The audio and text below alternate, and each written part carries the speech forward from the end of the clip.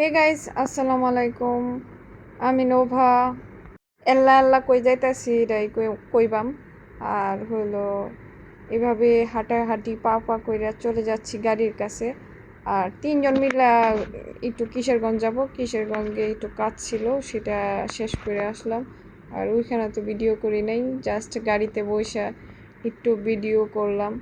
আর আতিক ভাইরে ডাক দিছি, আর আতিক ভাই আসছে। আসার পর আমি আর এলি বের হয়ে গেলাম। আর কি বলবো, এলিরে খুব জ্বালায়, আর যেই দুষ্টামি করে বলার বাইরে। তারা নিয়ে ঘুরলেও সমস্যা, যেখানে সেখানে দুষ্টমি করা শুরু করে। আর আমি এখানে মিডল পাইয়া একটু নিজের একটু ভিডিও করলাম, একটু ভাব টাপ ধরলাম আর কি। তারপরে এলিগিরে নিয়ে বসে রয়েছি।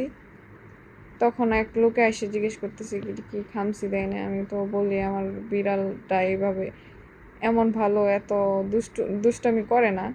এলিটা এত দুষ্টামি করে না। তারপরে উনি চলে গেল, আর আমরা পাম্পের থেকে গ্যাস নিয়ে চলে গেলাম কিশোরগঞ্জ।